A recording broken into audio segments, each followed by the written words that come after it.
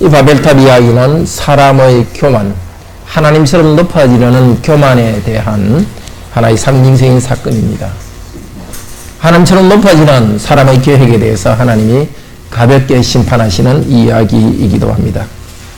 이 말씀 보면서 우리가 하나님을 대적하여 높아지기보다는 하나님 앞에서 겸손히 하나님을 찬양하는 사람들이 되기를 바랍니다.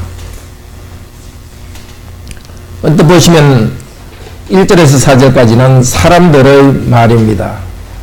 5절부터 여호와께서 등장합니다. 이 오렌지색으로 한 여호와일, 여호와께서 등장하기까지 사람들은 자기들 이 땅의 주인인 것처럼 행동합니다. 1절에서 4절 사역으로 된 부분 같이 읽겠습니다. 온 땅은 언어와 말들이 하나였다. 그들이 동쪽으로 떠나가다가 시나라의 땅에서 평지를 발견하고 거기에 거주하였다. 각 사람이 서로에게 말했다. 자, 벽돌 만들자. 태우자. 그리고 그들에게 벽돌이 돌을 대신했고 아스팔트가 진흙을 대신했다.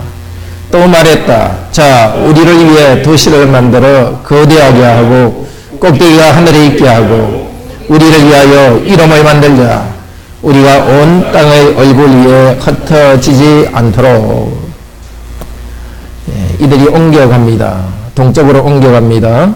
노아의 후손들 중에 그들이 동쪽으로 옮겨갑니다. 동쪽으로 가다가 시날 땅, 이것은 바벨 땅입니다.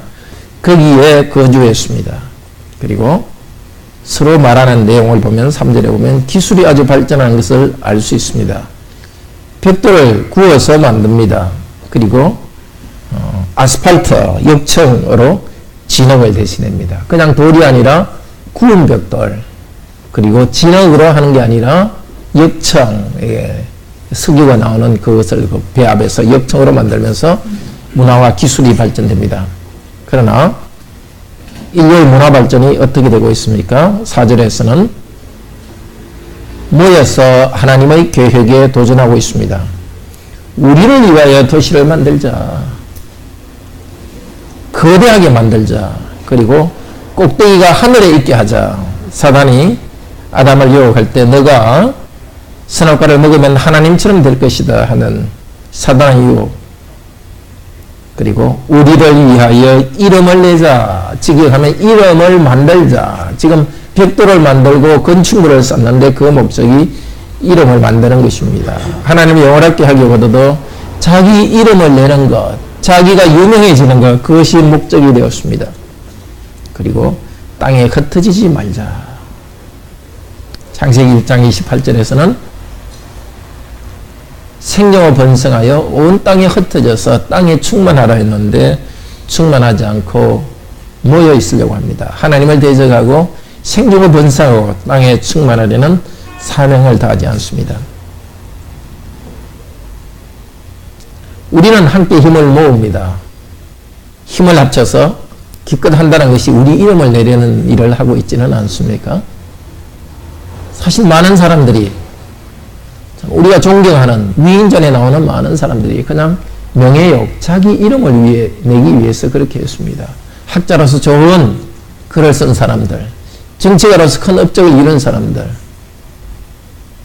아주 사업을 크게 한 사람들, 그냥 자기 이름을 내기 위해서 그렇게 하는 사람들이 많습니다. 성취했는지는 모르지만 참으로 그것은 하나님이 볼 때는 정말 아무것도 아닙니다.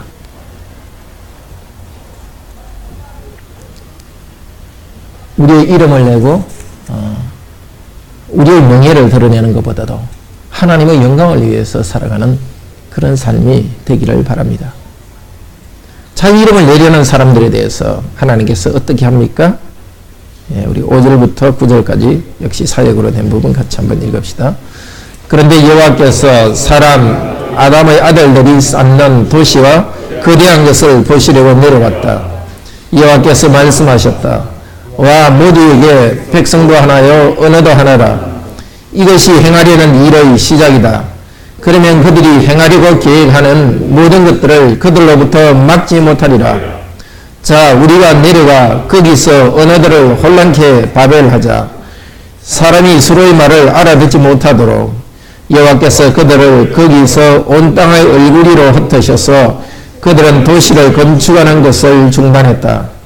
그리하여 그것의 이름을 바벨이라 불렀다. 왜냐하면 거기서 여호와께서 온 땅의 말을 혼란하게 했기 때문이다. 또 거기로부터 여호와께서 그들을 온 땅의 얼굴 위에 흩었다. 사람들을 보고 있던 하나님께서 드디어 하나님께서 승리 가운데 일하십니다. 하나님께서 내려오셨다. 하나님께서 올라가고 내려오고 그렇게 하는 건 아니죠.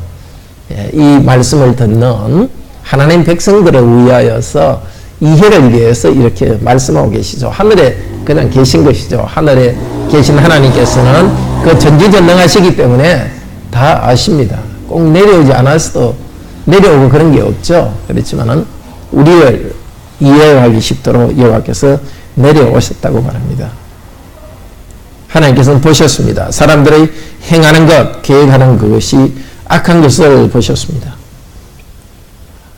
자, 사람들이 4절에서 자, 우리를 위하여 도시를 만들자.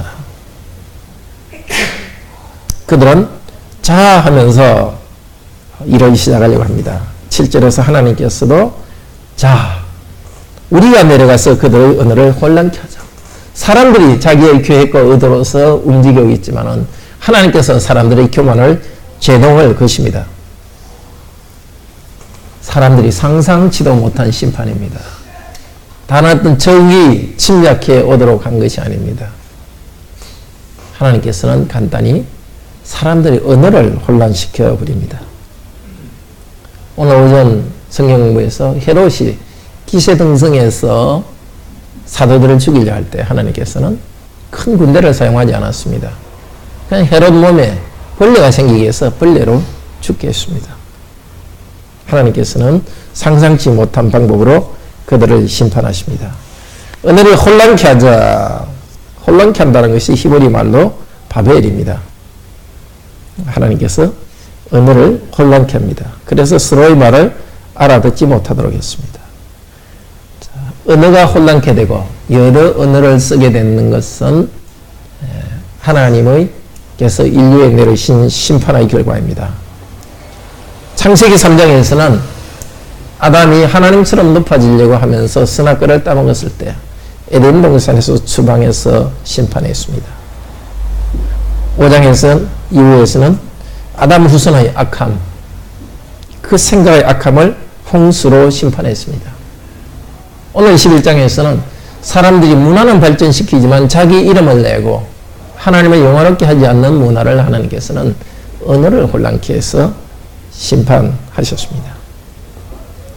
오늘 줄친 것, 2절의 거기에 또 4절의 이름, 7절의 거기, 8절 거기, 9절 거기 또 이름 이렇게 되는데 이 거기란 말은 그 샴이고 이름은 셈입니다. 그러니까 이게 히브리말은 아주 비슷하게 들립니다. 거기 하지만은 사실 이 전체가 이렇게 쭉 들으면 이름으로 이렇게 연결됩니다. 거기에서 그들이 했던 것은 자기의 이름을 내는 거.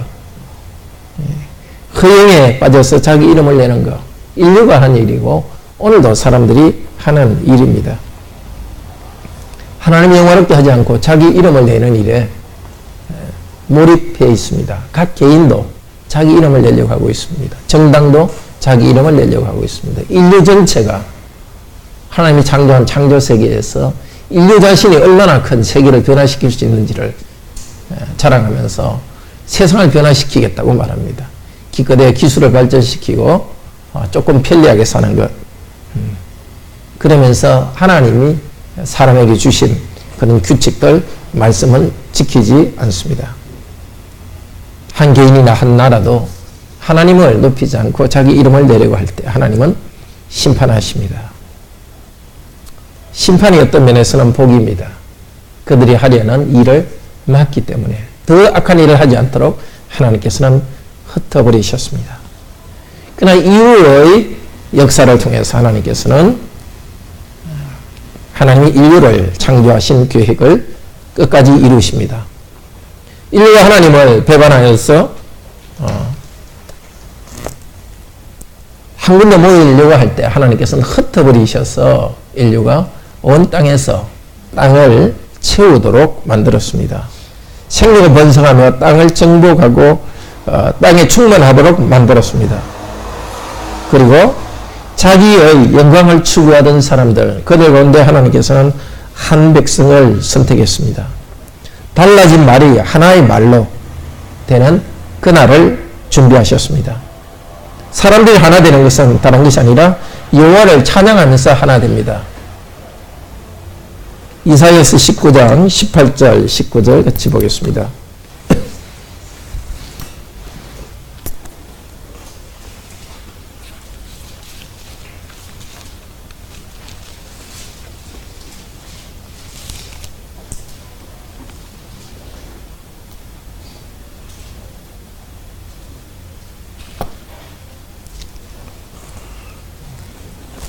(19장 18절 19절) 같이 읽겠습니다. 그날에 애굽 땅에 가나안 방언을 말하며 만군의 여호와를 가리켜 맹세하는 5 성읍이 있을 것이며 그 중 하나를 장망성이라 칭하리라.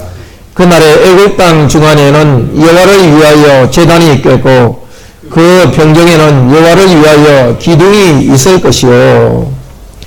이사야는 그 먼 훗날에 애굽 땅의 가나안 방언을 말하며, 가나안 방언이라는 것은 이스라엘 백성들이 하나님을 찬양하던 그 언어를 말할 날을 예언하고 있습니다.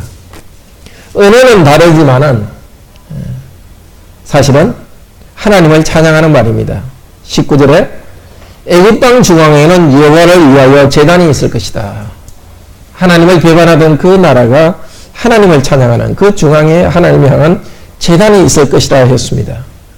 언젠가 이집트 땅에도 하나님을 배반한 백성들이 다른 언어를 쓰면서 흩어진 그곳에 하나님을 예배하는 그날이 올 것이라고 말했습니다. 그리스도께서 오셨고 마침내 하늘로 가신 다음에 이 땅에 성령님을 보내주었습니다. 이 오순절에 사도행전 2장 12절 보겠습니다. 오순절에 마침내 온 땅으로 도모인 언약 백성들, 그들 가운데 하나님께서 방언을 내려주셨습니다.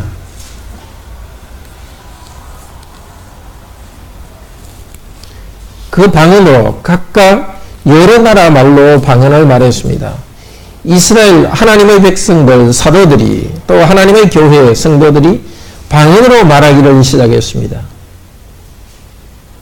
방언으로 말한 내용은 2장 11절입니다. 같이 읽읍시다. 사도행전 2장 11절. 크레테인과 아라비아인들이라 우리가 다 우리의 각 방언으로 하나님의 큰일 말함을 듣는도다 하고. 언어는 나누어 있습니다. 그렇지만은 하나의 백성이 하나님의 큰일을 함께 말하고 있습니다. 하나님의 큰일이라는 것은 하나님은 크시다고 찬양하고 있습니다. 바벨탑, 사람이 하나님을 대제가에 높아지셨을 때 하나님께서는 언어를 다르게 하여 흩어버렸습니다. 이제 오순절날에 바벨탑 사건을 뒤돌리는 일이 생깁니다. 비록 언어는 다르지만 그러나 하나의 언어로 한 분 하나님을 찬양하면서 하나의 교회가 여러 민족 사이에 형성되고 있습니다. 이사야서 43장 21절 또 보겠습니다.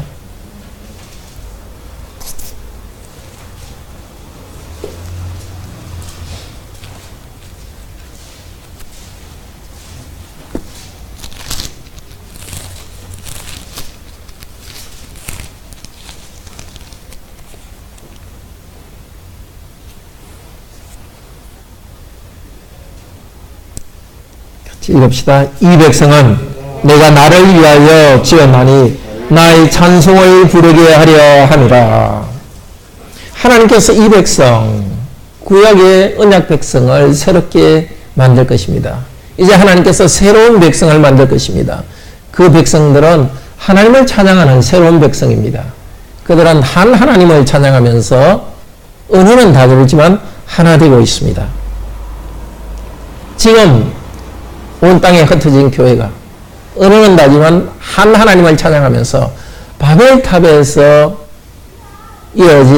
시작된 인류의 불행이 극복되고 있습니다. 하나님을 대적하여 높아지려고 하는 대신에 하나님 앞에서 겸손히 하나님을 높이고 있습니다. 은혜는 다르지만 한 하나님을 높이면서 한 교회가 전 세계에서 퍼져가고 있습니다. 이 교회는 점점 발전합니다. 계시록 5장 9절 보겠습니다.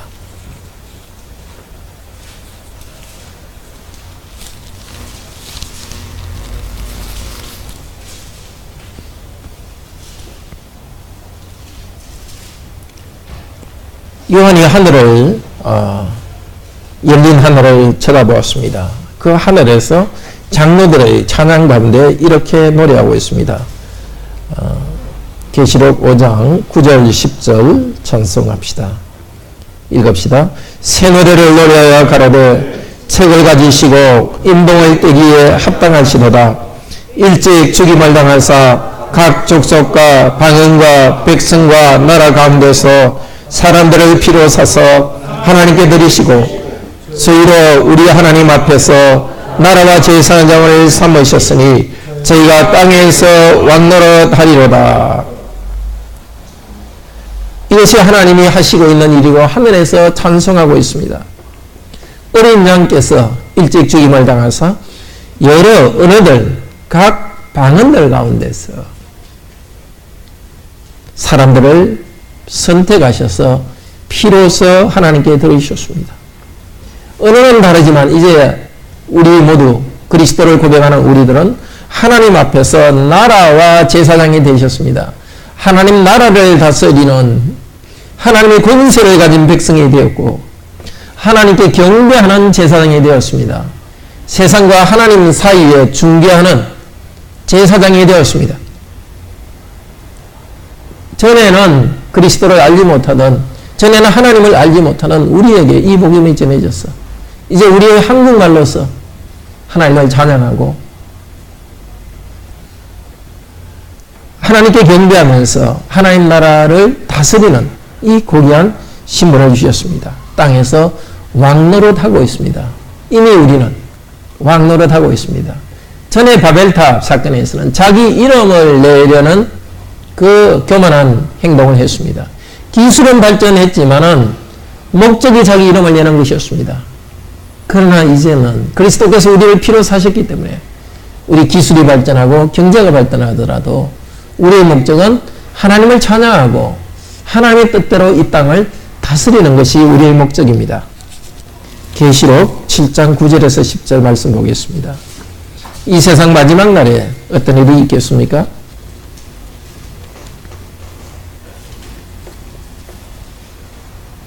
(7장 9절에서 10절입니다) 같이 읽읍시다.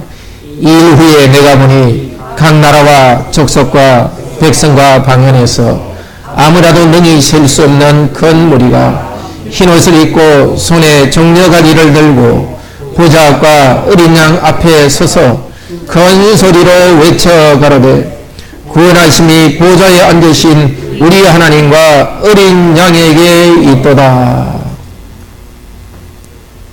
이제 마지막 날 되면은 각 언어에, 다른 언어에 속한 사람들이 하나의 언어로 보좌에 앉으신 어린 양을 찬양할 것입니다. 어린 양이 보좌에 앉으셔서 우리를 구원하시도다, 하나님을 찬양하리로다. 그렇게 찬양할 때 천사들이 이렇게 찬양합니다. 11절 12절 같이 읽읍시다. 모든 천사가 보좌와 장로들과 네 생물의 주위에 섰다가 보좌 앞에 엎드려 얼굴을 대고 하나님께 경배하여 가로되 아멘. 찬송과 영광과 지혜와 감사와 존귀와 능력과 힘이 우리 하나님께 세세토록 있을지로다. 아멘 하더라. 보좌 앞의 천사들도 함께 찬양할 것입니다. 땅의 백성들이, 하나님을 믿는 백성들이 다 함께 하나님을 찬송할 때 천사들도 하나님을 찬송합니다. 아멘. 영광이 하나님께 있습니다. 능력과 힘이 우리 하나님께 세세토록 있습니다. 우리는 바벨탑의 그 길을 걸어가지 맙시다. 우리의 이름과 영광을 내지 맙시다. 대신에 여호와의 이름을 감사 찬양합시다. 여호와의 이름을 감사 찬양하는 자들은 9절에서 종려 가지를 들고 큰 소리로 찬양합니다. 왕께 찬양하며 승리를 노래합니다. 우리가 이 땅에서 승리를 노래할 수 있는 것은 우리 이름을 낼 때가 아닙니다. 우리 이름을 내기 위해서 살아갈 때 우리가 승리하는 것이 아닙니다. 거꾸로 하나님의 이름을 내고 하나님을 찬양하고 높일 때 우리는 하나님의 승리에 참여합니다. 왕이신 그리스도를 높일 때 우리도 그리스도 안에서 이 땅에서 왕노릇합니다. 이번 한 주간도 그런 삶이 되기를 바랍니다. 남들이 과연 나를 얼마나 인정하는가, 내 이름이 얼마나 나는가, 그것에 신경 쓰지 맙시다. 다른 사람에게 이름을 인정받고 다른 사람의 인정받기를 한다면 사실은 그들의 노예가 됩니다. 사람들의 인정이 아니라 하나님의 명예를 나타내도록 합시다. 하나님 명예를 나타내는 일 때문에 우리에게 고난이 있다면 그냥 고난을 감수합시다. 하나님의 이름을 내기 위해서 우리가 고난을 당할 때 우리 가운데 그리스도께서 높아집니다.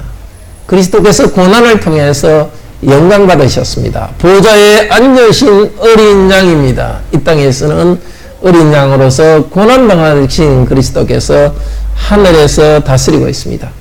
지금 당장 유명해지고 지금 당장 사람들이 인정받고 그렇게 되는 것을 차라리 포기합시다.